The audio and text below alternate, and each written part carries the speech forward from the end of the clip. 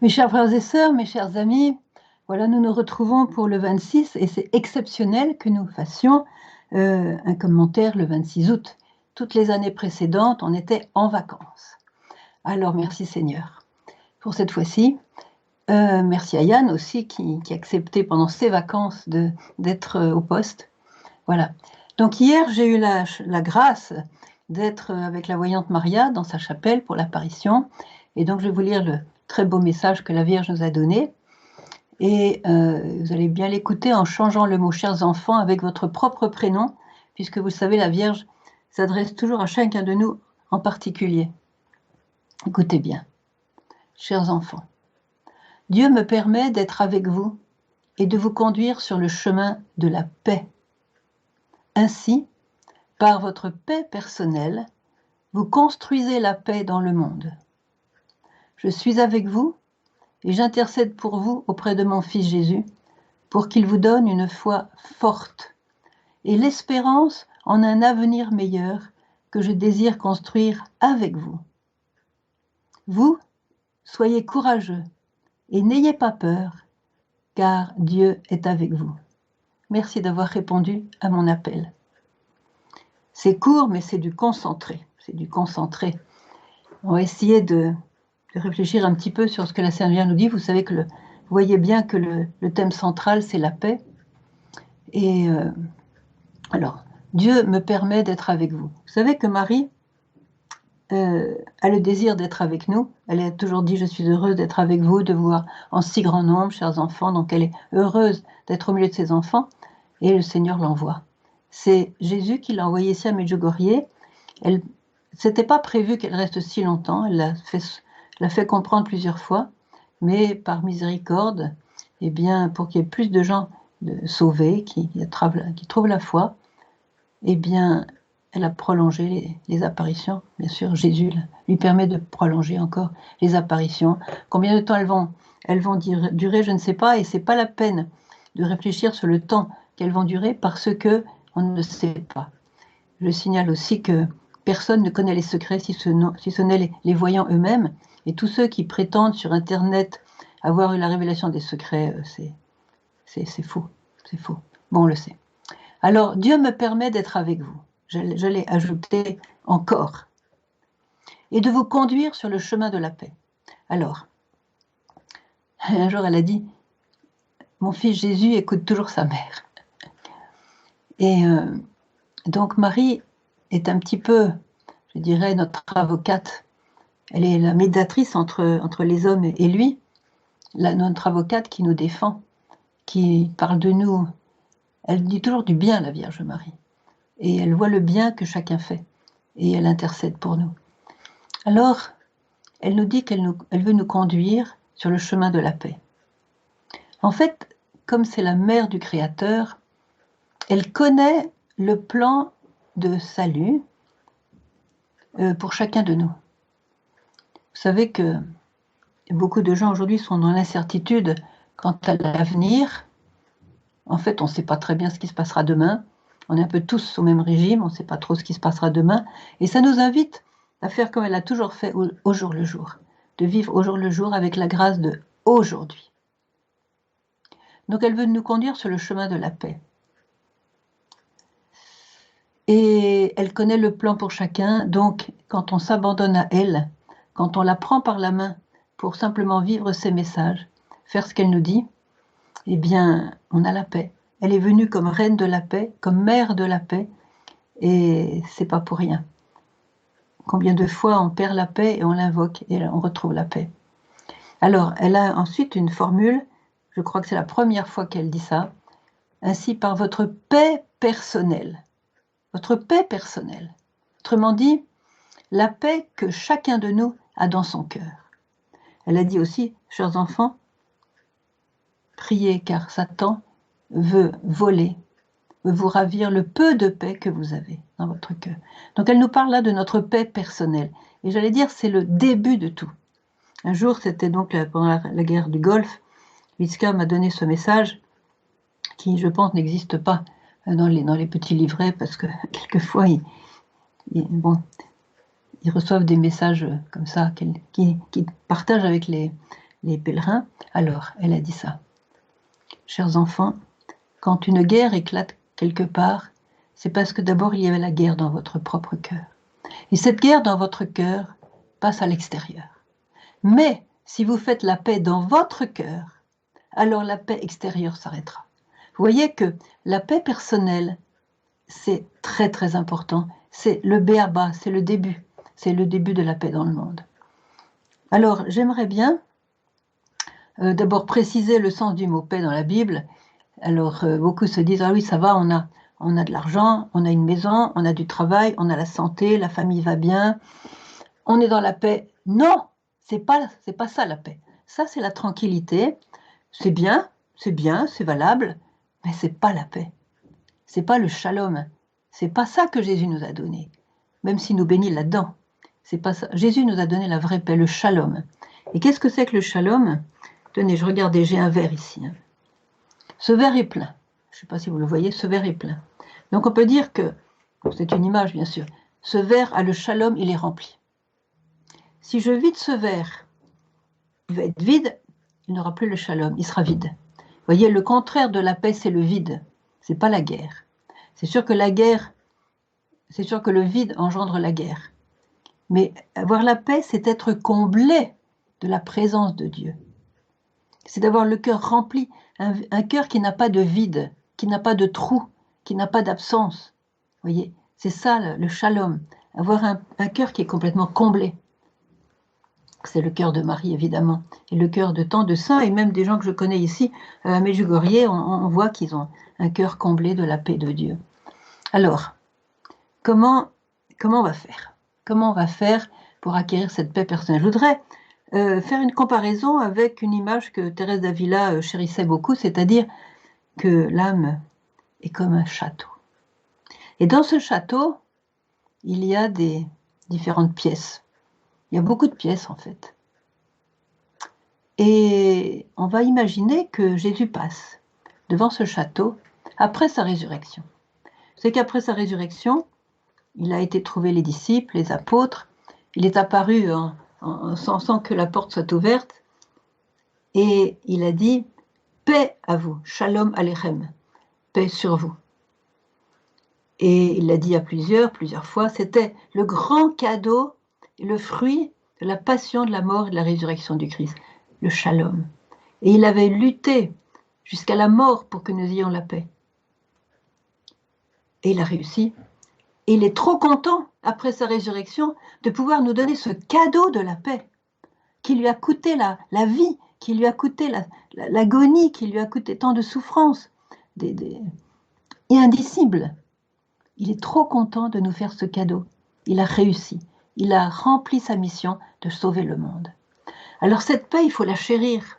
Et on va imaginer que Jésus passe, après sa résurrection, devant ce château que chacun de nous est, pour prendre l'image de Thérèse d'Avila. Et dans ce château, il y a beaucoup de pièces. Et Jésus regarde le château. Il voit chaque pièce du château. Il voit toutes les composantes, je dirais, de notre être. Alors, les composantes de notre être, ça peut être, dans le domaine, différents domaines, voilà, qui font partie de notre vie, par exemple, la nourriture, le vêtement, tout ce qui concerne le corps, le sport, la sexualité, bien sûr, ce qui concerne aussi le travail, le business, le magasin, qui concerne l'argent. On a aussi des pièces qui concernent les amitiés qu'on a, des pièces qui concernent nos biens, notre maison, nos meubles, nos biens matériels, nos bijoux, évidemment, etc. Une pièce qui concerne le temps, une pièce qui concerne notre héritage, voilà. Une autre pièce qui concerne les vacances, les loisirs, bien sûr une pièce qui concerne la santé, une pièce qui concerne les enfants, les parents, une pièce qui concerne nos ennemis. Ah oui, comment on gère nos ennemis, nos plans d'avenir, une pièce aussi qui concerne les blessures de notre cœur, et peut-être avec l'amertume que ça accompagne quelquefois, une pièce qui concerne aussi bien sûr avec les blessures et l'amertume, le pardon. Jésus passe, il a acquis cette victoire justement sur le vide, sur l'enfer, sur Satan, sur le péché, sur le mal, sur les ténèbres. Il a tout vaincu. Et il a la paix. Il nous donne. Il est la paix. Il est notre paix. Il veut se donner à nous. Et il est lumière. Et qu'est-ce qu'il remarque dans le château? Qu'il y a des pièces qui ont la lumière parce qu'elles ont accueilli sa lumière. Il a dit, je suis la lumière du monde. Et il y a des pièces qui sont dans les ténèbres. Voilà. Et lui, il a un désir intense que tout le château soit illuminé, que toutes les pièces soient remplies de lumière, soient comblées, c'est le mot shalom, soient comblées de lumière, qu'il n'y ait pas une seule pièce qui soit encore dans les ténèbres. Or, dans notre vie, même sans nous en rendre compte, nous avons abandonné certains domaines de notre vie à l'esprit du monde, aux ténèbres, peut-être même à l'ennemi.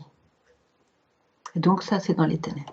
Alors, je vais vous poser une question. D'ailleurs, vous ne pouvez pas me répondre comme ça, c'est pas du direct, mais la question c'est, quand dans une pièce, il n'y a pas la lumière du Christ, est-ce qu'il existe une autre lumière? On ne va pas parler de la lumière électrique, évidemment, ni même de la lumière du soleil. Dans cette pièce, il n'y a pas le Christ.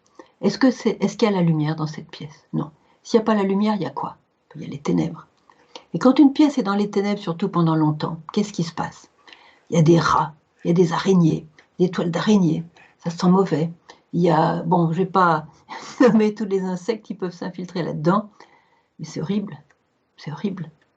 C'est les ténèbres. Alors Jésus va nous demander d'ouvrir ces pièces-là. Et comment il va faire? D'abord, il nous donne cette parole, qui est la parole du Créateur. C'est pas simplement une petite parole gentille, bon, j'espère que tout ira bien pour toi, oui, non, c'est pas ça. Quand il nous dit « la paix soit sur toi », c'est une parole créatrice. Ça veut dire qu'il crée cette paix pour nous la donner. Et s'il trouve un cœur ouvert, il se précipite dans ce cœur, il le remplit. Alors, est-ce que vous ressentez ce désir du Christ de mettre la paix dans tous les domaines de votre vie? Est-ce que vous ressentez ce désir du Christ? Est-ce que vous ressentez l'urgence qu'il a qui le brûle de vous donner sa paix divine, c'est-à-dire cette paix qui va encore s'épanouir encore plus dans la vie éternelle, cette paix qui commence sur la terre pour devenir une joie indicible au ciel. Alors on va essayer de lui ouvrir toutes nos pièces. Parce que Jésus, vous le savez bien, et nous-mêmes, on a un rival. Jésus a un rival qui se manifeste par trois choses, enfin 3 personnes, disons. Premier rival, premier ennemi de nous-mêmes, c'est notre ego. Je veux, je choisis, je décide, je ceci, je cela, moi.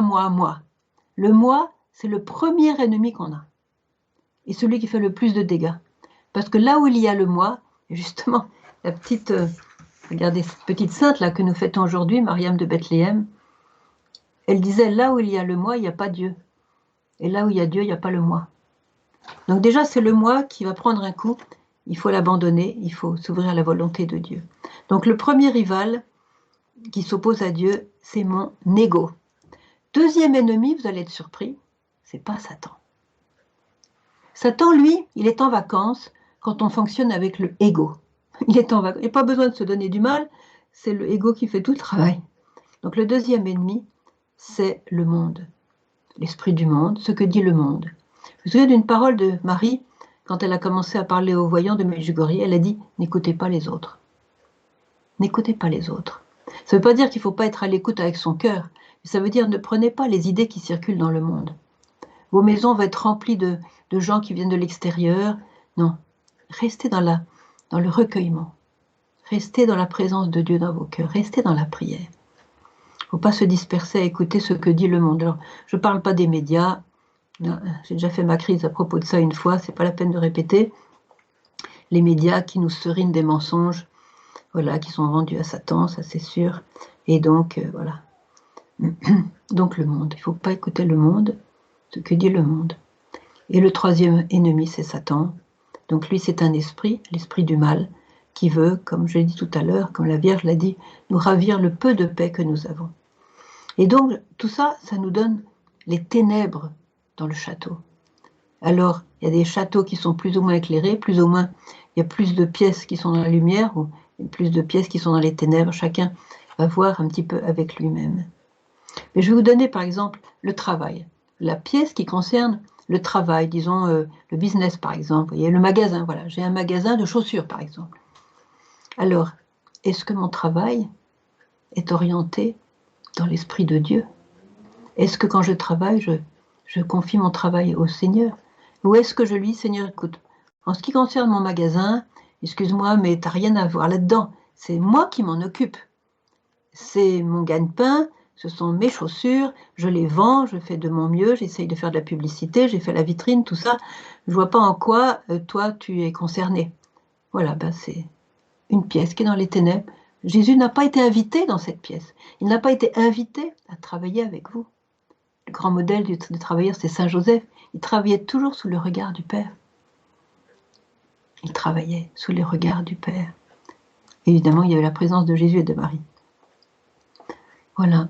Est-ce que vous acceptez que Jésus mette sa lumière divine dans la pièce de votre travail, de votre business, de votre magasin? Voilà. Question. Jésus le désire. Et quand il voit les ténèbres qui sont dans cette pièce, il a mal, parce qu'il a payé le prix du sang pour vous donner la paix, pour que le shalom entre dans cette pièce, dans cet élément de votre vie qui est tellement important. On va prendre maintenant les biens matériels, l'argent, tout ça. Est-ce que vous avez confié vos biens matériels au Seigneur? Est-ce que Jésus est invité à vous parler à propos des biens matériels, par exemple de votre héritage qui suscite tellement de guerres dans les familles, c'est incroyable. Est-ce que vous avez invité Jésus à penser à votre héritage, à l'héritage de vos frères et sœurs, de votre famille? Est-ce que vous avez pensé à confier vos biens au Seigneur, lui dire, Seigneur, tout ce qui est à moi est à toi? Est-ce que vous avez dit, Seigneur, tout ce qui est à moi est à toi? Parce que c'est toi qui m'as donné. C'est toi qui m'as donné un toit, c'est toi qui m'as donné une maison, c'est toi qui m'as donné les biens matériels, les meubles qui sont dans ma maison. Je les aurais jamais eus si tu n'existais pas. Alors, confiez vos biens matériels et tout ce qui concerne les biens matériels à Jésus pour qu'il puisse entrer dans cette pièce qui peut-être est dans les ténèbres, parce qu'on lui a fait comprendre, inconsciemment peut-être, qu'il n'avait rien à voir là-dedans. Les biens matériels, moi je m'en occupe, c'est mon business, voilà, c'est à moi, tout ce qui est à moi, voilà. Une autre chose, les vacances.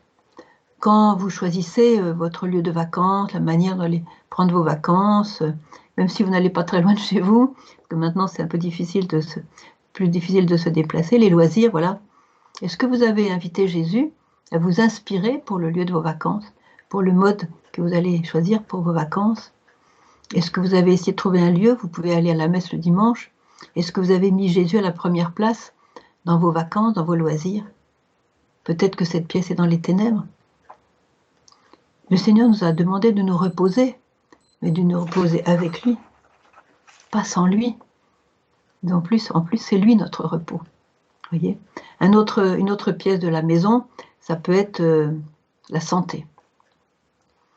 Alors la santé suscite des peurs, peur d'être malade, peur que quelqu'un qu'on aime tombe malade, voilà. Est-ce que vous avez confié votre corps, votre santé au Seigneur? Votre corps, votre vie appartient au Seigneur. La Vierge l'a dit combien de fois? Votre santé, elle appartient au Seigneur. Est-ce que vous lui avez confié? Est-ce que lorsque vous avez une maladie, quelque chose de douloureux, est-ce que vous pensez à l'offrir au Seigneur? Est-ce que le Seigneur est présent dans tout ce qui concerne votre corps, votre santé? Peut-être que cette pièce est dans la pénombre, disons, voilà, les pénombres. Un peu de lumière, un peu de ténèbres. Voilà. Ah oui, le vêtement aussi. Lorsque vous allez acheter vos vêtements, est-ce que dans vos pensées, il y a Jésus, il y a Marie? Est-ce que vous allez choisir vos vêtements en fonction de ce qui plaît à Dieu? Ou est-ce que vous allez essayer de frimer, essayer de voilà, je ne sais pas quoi dire, comment le présenter, mais il y a quelquefois des choix qui sont basés sur le péché pour séduire et faire tomber d'autres personnes autour de nous. Vous voyez, des choix qui vont mettre notre ego en valeur et qui ne vont pas avoir cette modestie qui est nécessaire quand on appartient à Dieu et à la Sainte Vierge. Les enfants, est-ce que quand vous avez eu vos enfants, vous avez pensé à les consacrer à Dieu? N'oubliez pas que le but de la vie, c'est le ciel. Est-ce que vous pensez au ciel de vos enfants? Est-ce que vous pensez à la vie éternelle de vos enfants? Est-ce que vous pensez à l'âme de vos enfants? Alors c'est bien de leur donner ceci, cela, mais comme dit la Vierge, ce dont vos enfants ont besoin, c'est surtout de votre paix, de votre amour. Ils n'ont pas besoin de vos biens matériels. C'est la Vierge qui le dit. Ils peuvent être heureux sans cela. Il y a des gens très pauvres. J'ai beaucoup voyagé en Asie. Ils sont infiniment plus pauvres que nous. Ils sont beaucoup plus heureux que nous. Enfin, ceux qui ont voyagé le savent aussi bien. Il y a aussi une pièce qui concerne les ennemis. Voilà.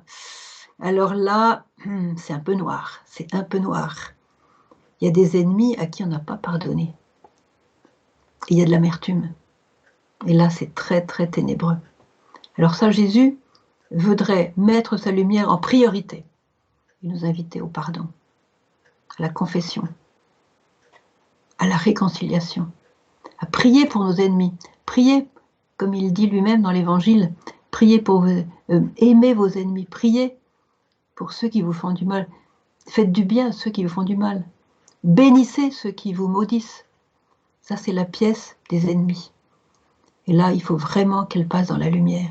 Parce que je veux dire une chose, c'est que quand, au dernier jour, nous allons nous présenter devant le Seigneur, au dernier jour de notre vie, le corps ne comptera plus, les biens matériels non plus, tout ce qu'on a accumulé, ça sera du vent, et au dernier jour, tout devra être lumière pour entrer par la porte étroite. Et s'il y a des pièces qui sont dans les ténèbres, ça va coincer, et là c'est le purgatoire.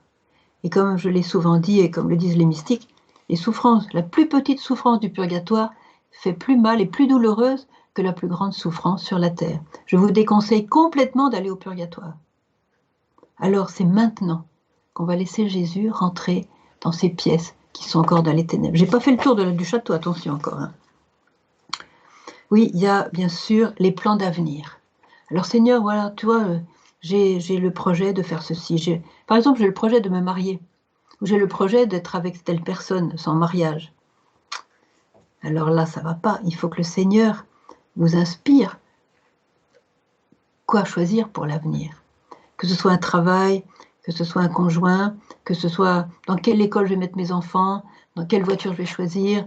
Voilà, c'est soit là pour l'avenir. Comment je vais décorer la maison, comment je vais faire planter les arbres dans mon jardin, je ne sais pas moi. Les plans d'avenir pour le travail, peut-être des déménagements pour changer de ville. Vous voyez, on va mettre nos plans d'avenir, non seulement dans le cœur de Jésus, mais dans le cœur de Saint Joseph. Parce que Saint Joseph, il est extra pour ça. Il avait des plans. Ils ont tous tombé à l'eau. Il avait le plan de vivre avec Marie, tranquille à Nazareth, d'avoir le petit, comme ça, d'élever le petit, pof! Et l'histoire de Bethléem, il va falloir se recenser. Et puis, ils sont à Bethléem, tout va bien, dans une espèce de grotte insalubre, il faut bien le dire, une pauvreté misérable. Et puis, voilà que l'ange vient, et maintenant c'est l'Égypte. 4 ans en Égypte, a changé de place tous les deux jours, parce qu'il y avait les espions d'Hérode qui les poursuivaient. Donc, bon, alors, il a tellement souffert de ça, que quand quelqu'un lui confie ses plans d'avenir, il s'en occupe, parce qu'il sait ce que c'est. Il sait ce que c'est d'être, disons, déboussolé dans ses plans d'avenir. Confiez à Saint Joseph vos plans d'avenir. Et puis simplement, dites, Seigneur, mon plan d'avenir, c'est toi. Comme ça, au moins, on est sûr d'avoir qu'il soit là. Alors, bon, je peux continuer comme ça. Nos amitiés, évidemment. J'ai le sport, je ne sais pas si... Non, je n'ai pas dit le sport encore. Les sports, c'est... Il y a une... C'est bien de faire du sport, c'est très bien de faire du sport. C'est conseillé de faire du sport, mais il y a des excès que la Vierge a condamné en disant « Ne faites pas d'excès de sport ». Parce que, surtout dans certains pays, le sport a pris la place de la messe. Le sport a pris toute la place qui devrait être en grande partie réservée à Dieu. Voilà. Résultat, quand on sera vieux et qu'on pourra même plus faire de sport, on aura quoi? On aura quoi? Bon, il y a la chambre à coucher, il y a la cuisine, le salon, bon, voilà. Jésus est là. Il a cette parole créatrice. Il brûle du désir de rentrer dans toutes les pièces. Il vient nous mendier. Est-ce que tu veux bien me laisser la clé de cette pièce? Tu vois que cette pièce, ça commence vraiment à sentir mauvais. Il y a des animaux crevés dans cette pièce. De toute façon, il n'y a rien à manger pour eux. Il y a des animaux crevés, ça sent mauvais. C'est épouvantable. Et puis c'est tout noir, et puis il y a tous ces insectes qui grouillent. C'est pas beau du tout. Et ça ruine ta paix. Tu es malheureux à cause de ça. Tu ne te rends pas compte que ça t'a fait du mal, et que tu n'es pas heureux, que tu n'as pas cette joie que tu voudrais avoir, cette satisfaction que tu voudrais avoir, parce qu'il y a cette pièce dans les ténèbres qui te fait mal. Et Jésus est là. Est-ce que tu veux bien me donner la clé de cette pièce? Oui, Seigneur, bien sûr, je vais te donner la clé. Parce que tu vois, les ténèbres, moi, j'en veux pas. Les ténèbres, je n'en veux pas. Maintenant que tu m'as montré ta lumière, c'est cette lumière que je veux. Je vais te laisser rentrer dans cette pièce. Il suffit de donner la clé à Jésus et lui dire, Seigneur, mon travail, c'est toi qui vas me le guider. Ma sexualité, je te la confie, Seigneur. C'est un peu difficile, c'est des combats. Mais Seigneur, sois le roi de ma sexualité. Seigneur, sois le roi de mon corps. Seigneur, sois le roi de mon travail. Seigneur, sois le roi de mes biens matériels.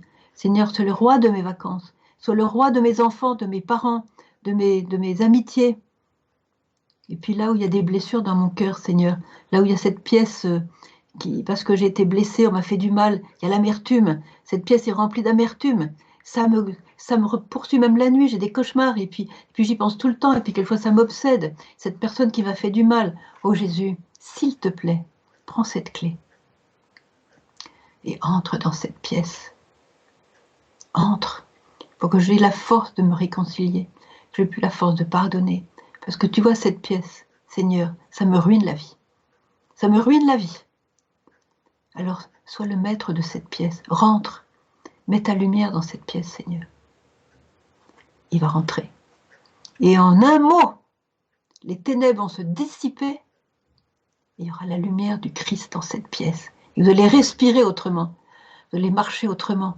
Vous allez profiter de la vie autrement. Vous allez espérer autrement. Vous allez avoir la paix de Dieu dans votre cœur.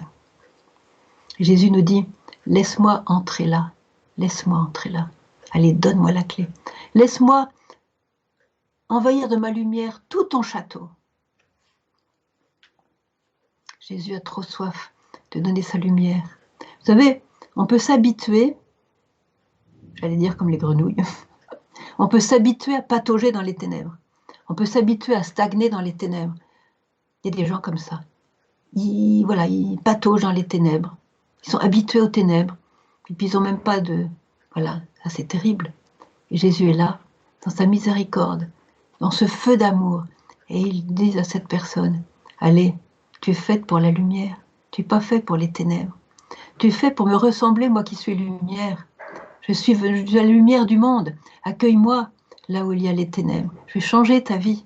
Je vais te rendre heureux. Tu auras cette paix que tu n'as encore jamais connue.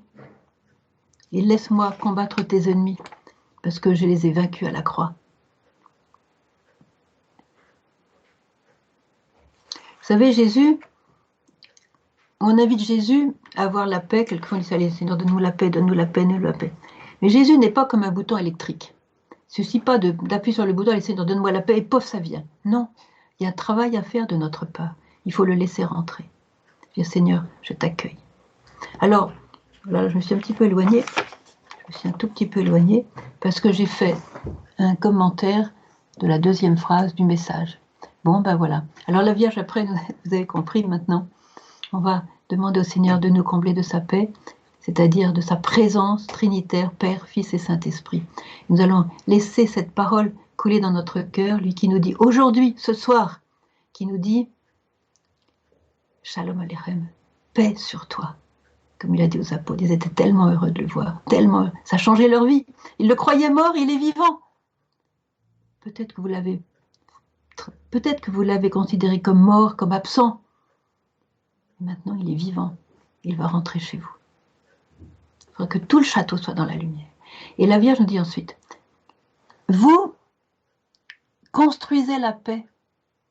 Vous construisez la paix dans le monde. Par votre paix personnelle, donc quand le château est illuminé, vous construisez la paix dans le monde. Alors je voudrais vous lire... ah voilà, c'est ça. Bon, ah oui, c'est ça. Alors,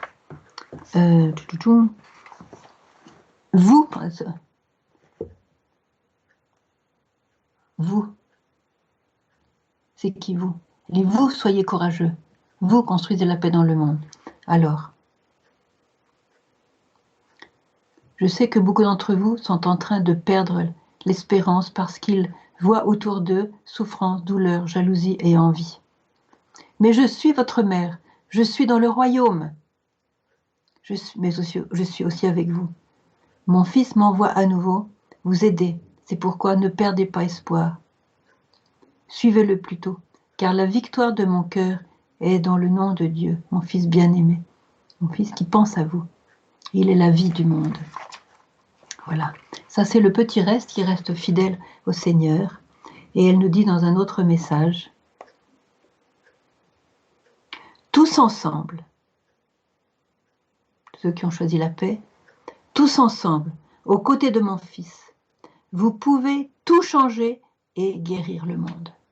C'est ce qu'elle nous dit aussi aujourd'hui, construisez la paix dans le monde, par votre paix personnelle. Si votre château est dans la lumière, d'autres châteaux vont s'illuminer. Parce que la lumière de la paix, c'est, la Vierge nous a dit, si vous faites la paix dans votre cœur, si vous vous réconciliez, si vous avez la paix de Jésus dans votre cœur, cette paix sera comme un fleuve qui coule sur le monde entier. Pensez que votre paix, là où vous êtes peut-être dans votre petit village, petite ville, votre petite maison, voilà, votre paix du cœur, c'est un fleuve qui coule sur le monde entier. C'est ça la paix de Dieu, c'est parce que c'est Dieu et votre paix. C'est lui qui fait ça. Et alors elle nous dit, vous pouvez tout changer et guérir le monde. Est-ce que c'est pas notre désir? C'est notre désir de tout changer. On est dans un monde perdu, comme elle l'a dit. Mais vous, moi, chacun de nous, on peut tout changer et guérir le monde. C'est elle qui l'a dit, et c'est la mère du Christ. Vous voyez? C'est extraordinaire. C'est extraordinaire. Je vais trouver un autre message aussi. Alors, voilà. L'amour vaincra. L'amour vaincra. Bon, je ferai ça. Voilà. Alors après, la Vierge nous dit, je suis avec vous, j'intercède pour vous auprès de mon Fils Jésus, pour qu'il vous donne une foi forte. Alors la foi forte, c'est tout simplement d'adhérer. Si vous invitez Jésus, vous avez une foi forte parce que vous adhérez à lui, et lui, elle adhère à vous. Vous êtes ensemble. Et si vous êtes ensemble, vous allez faire les œuvres que lui a faites. Il a même dit, vous allez faire des œuvres encore plus grandes que les miennes. Il était un petit peu, vous voyez, je ne dis pas qu'il a dépassé sa pensée, mais il a une chose qui est incroyable. Vous allez faire des œuvres plus grandes que les miennes. Et c'est lui qui l'a dit. Je n'ai pas inventé. C'est parce que nous adhérons à lui. Et comme le monde a des besoins de plus en plus grands, eh bien, il donne de plus en plus de grâce pour guérir le monde. C'est tout simple. Alors voilà. Ensuite, la Vierge nous dit, pour qu'il vous donne une foi forte et l'espérance en un avenir meilleur. Ben voilà. Si votre château est illuminé, vous avez l'espérance en un avenir meilleur, parce qu'elle désire, je désire construire avec vous. Ce avenir meilleur, elle veut le construire avec nous et pas sans nous. Chers enfants, nous a-t-elle dit au début des apparitions, sans vous, je ne peux pas aider le monde.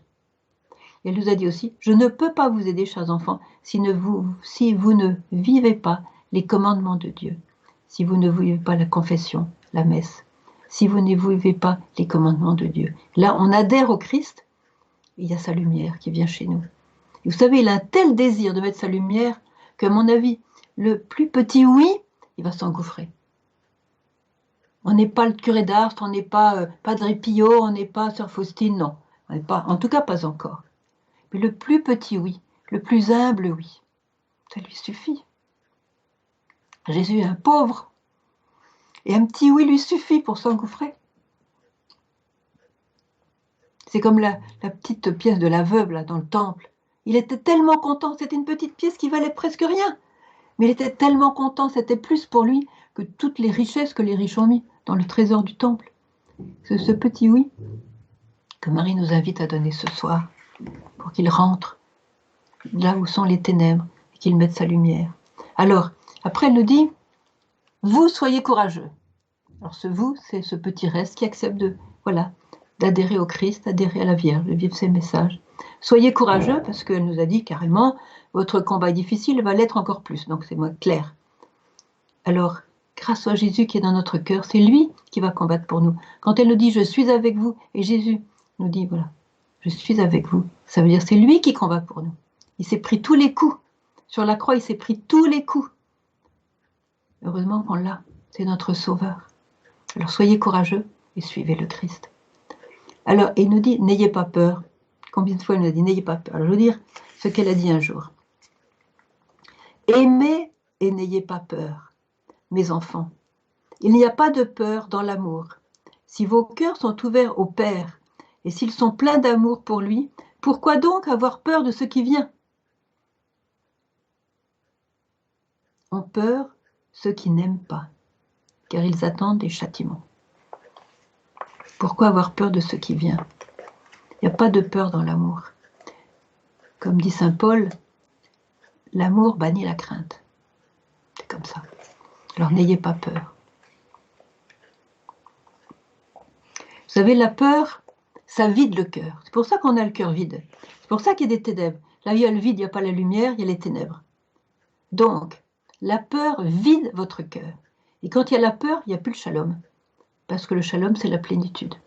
Donc n'ayez pas peur parce que vous ne voulez pas que votre cœur soit vide. Vous voyez, aujourd'hui, je vois beaucoup de jeunes. Beaucoup de jeunes. Et comme ils n'ont pas eu l'éducation chrétienne, ils n'ont pas connu Jésus encore. Pas encore. Vous voyez, ils sont en train de le redécouvrir, mais Dieu glorie, merci Seigneur. Leur cœur est vide, ils ne savent pas. Il n'y a pas de direction, il n'y a pas un avenir vraiment flou, tout ça. Il y a un vide. Jésus est là. Alors, la confiance en Dieu, dans le plan de Dieu pour notre vie, c'est ça qui va nous remplir. La peur vide le cœur et la confiance remplit le cœur.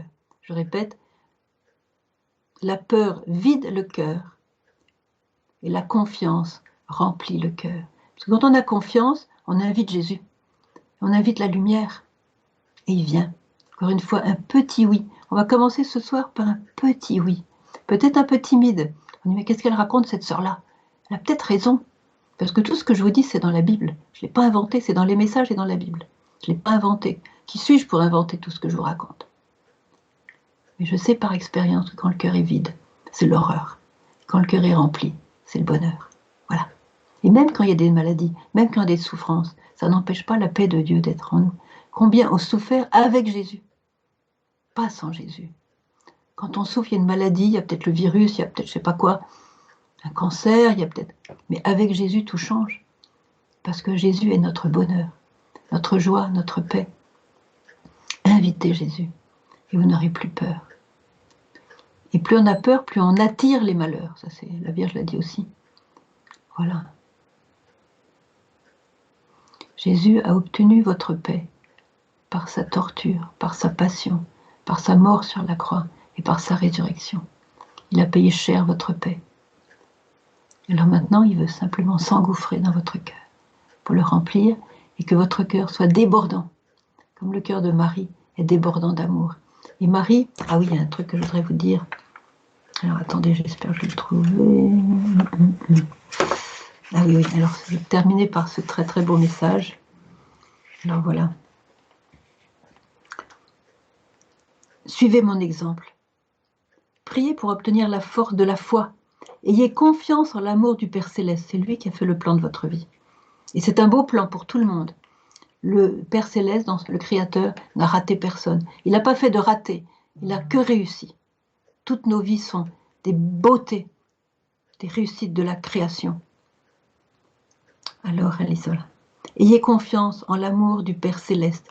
Je suis avec vous, je me manifeste à vous, je vous encourage avec un avec un incommensurable amour maternel. Et elle termine par « Je caresse vos cœurs, je caresse vos âmes ». Alors, si vous faites ce petit oui, Marie va caresser vos âmes. Recevez cette caresse de votre mère du ciel. Elle sera trop contente d'être invitée aussi, parce que c'est elle qui parle avec Jésus et qui dit « T'as vu les ténèbres là dans ce château-là, tu ne peux pas laisser ça, Seigneur. Mon fils chéri, tu ne peux pas laisser ça. Il faut que tu ailles là-bas. » Et Jésus vous dit « La paix soit sur vous. » Et Marie lui dit « Oui, c'est bien, tu as bien fait. Il faut qu'il y ait la paix dans ce cœur-là. » Et Marie va être contente d'habiter ce château avec vous. Elle va être avec vous, elle va circuler d'une pièce à l'autre, tout à fait heureuse. Elle est la mère de la paix, la reine de la paix. Invitez-la, elle aussi. Amen, je vais m'arrêter là, j'ai déjà dépassé mon temps. Hein, Yann, j'ai déjà dépassé mon temps. Oui. Enfin, ah oui, je vous ai pas dit que on fait pas le direct ce soir, puisque on est en vacances. Et donc, j'ai dépassé un petit peu mon temps, mais vous allez me pardonner, parce que de toute façon, cette soirée sera plus courte que d'habitude. Voilà. Amen. Alors maintenant, j'ai simplement prié pour que le Seigneur vous bénisse, tous, là où vous êtes, dans la situation qui est la vôtre. Vous qui êtes en train de prononcer un petit oui, peut-être un grand oui, un oui enthousiaste, un oui qui va vous délivrer de vos chaînes, un oui qui va vous rendre heureux, qui va vous transfigurer. Alors que Dieu, le Père, le Créateur, vous bénisse. Que Dieu le Fils, le Rédempteur, vous bénisse. Que l'Esprit Saint, le Consolateur, vous bénisse. Du Père et du Fils et du Saint-Esprit. Amen. Alors on se donne rendez-vous pour le mois prochain, le 26 septembre. Voilà. Que Dieu vous bénisse tous. Amen.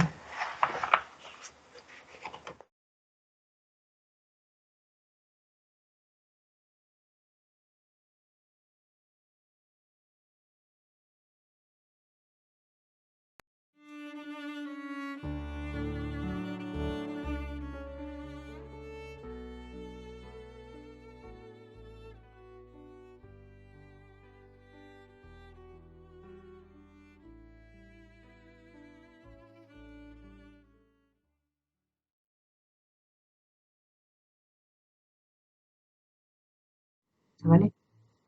Oui. Alors, excusez-moi, j'avais une petite annonce, c'est qu'il y a des vidéos qui sont vraiment, d'après Yann, qui sont très vues. Et donc, je vous recommande en particulier une qui m'est particulièrement chère. Ça s'appelle... non, oui, comment acquérir la paix? Oui. En fait, c'est sur Spotify. C'est sur Spotify. Il y a une autre qui s'appelle... oh non, excuse-moi. Attendez. Acquiert la paix intérieure. Voilà. Sur Spotify, vous avez Acquiert la paix intérieure. Ensuite, vous avez un autre, Comment acquérir la paix. Ce sont en fait, des CD qui ont été mis sur Spotify. Mais à propos des vidéos qu'on a faites depuis maintenant 2 ans, depuis la pandémie en fait, il y en a une que je vous recommande. Parce que j'ai su que, comme c'est en 3 parties, beaucoup ont vu la première partie, et ce n'est qu'une petite apéritif à côté de la seconde partie et de la troisième. Je vous recommande de continuer avec la deuxième partie, c'est extraordinaire, parce que c'est notre futur. C'est une personne qui a cette expérience extraordinaire de l'illumination des consciences, mais dans des circonstances extraordinaires. Alors regardez cette vidéo, la deuxième partie, et aussi la troisième partie, qui concerne notre avenir, parce que tous, nous allons avoir un jour ou l'autre une illumination des consciences. Tous, la lumière du Christ, j'espère que ce sera avant la mort, et pas seulement au moment de la mort, la lumière du Christ va nous illuminer. Et là, on va faire un choix. Est-ce qu'on sera avec lui ou pas avec lui? Alors regardez cette vidéo, ça va vraiment parler à votre cœur. Voilà, il y a aussi d'autres vidéos. Je pense que sur le site des enfants de Medjugorje, vous avez toute la liste des vidéos. Je vous recommande de les regarder parce que j'ai touché différents thèmes dont parle la Sainte Vierge et ça peut vous nourrir et ça peut vous aider aussi à inviter le Christ dans tous les domaines de votre vie. Voilà, et nous allons confier ça à la petite Mariam de Bethléem. D'ailleurs, il existe un livre. Voilà. Il existe un livre. Non. Il existe un livre qui s'appelle Mariam de Bethléem aux éditions des Béatitudes. Voilà, c'est ça. Voilà le livre, Mariam de Bethléem. Je vous le recommande, ça se lit en quelques heures. Et quand on a lu ça, on n'est pas les mêmes. On n'est pas les mêmes. Voilà. Je pourrais vous raconter des histoires, mais ça sera pour une autre fois. Et priez-la parce que c'est une femme de combat. Elle a été de victoire en victoire. Et Satan n'a jamais réussi à la vaincre parce qu'elle s'est jamais plainte. Et quand elle était jeune, à 12 ans, elle a été, on lui a coupé, enfin c'est un musulman qui voulait absolument la convertir à l'islam, il lui a coupé le cou parce qu'elle résistait. Et son corps a été jeté dans une grotte. Et là, elle était morte, quoi. La gorge était tranchée. Elle était abandonnée à elle-même. Et la Vierge est venue, lui a recousu le cou, elle a guéri. Et je voudrais vous lire ce petit passage parce que c'est... Voilà, la Mère de Dieu visite la jeune Mariam dans sa grotte. Écoutons bien ce qu'elle lui dit à propos de l'histoire de la soupe. Oui, alors, parce que la Vierge avait fait une très bonne soupe pour lui redonner des forces. Elle avait dit encore, non, souvenez-vous bien de ne pas faire comme ces personnes qui trouvent qu'elles n'ont jamais assez. Dites toujours, c'est assez. Soyez toujours contente, malgré tout ce que vous pourrez avoir à souffrir. Soyez toujours contente. Alors moi, j'ai mis au-dessus de ma fenêtre ces paroles, je les ai gravées dans une poutre de bois. Sois toujours contente. J'ai quelquefois des occasions de ne pas être contente, j'essaye de lutter pour vraiment suivre les conseils de la Sainte Vierge. Ceux qui vivent avec moi le savent bien. Et donc on s'aide mutuellement. Et c'est très beau de faire ce choix. Soyez toujours contente, souvenez-vous de ça. C'est la paix de Dieu qui remplit nos cœurs. Alors je vous recommande vraiment la petite Mariam. Il y a aussi des CD sur elle, Mariam de Bethléem. C'est une mine, d'abord son histoire, c'est un film, un vrai film. D'ailleurs, je ne comprends pas qu'il n'y ait pas un cinéaste qui se soit penché sur elle. Ça serait un excellent film. Et puis ensuite, tous ses conseils. Voilà, tous ses conseils. Elle était en extase, elle parlait dans l'extase, c'est extraordinaire. Voilà. Bon, cette fois-ci, je crois que je vais vous laisser pour de bon. Donc, au mois prochain, au mois de septembre, le 26 septembre, si le Seigneur le permet, on sera à nouveau ensemble. Que Dieu vous bénisse.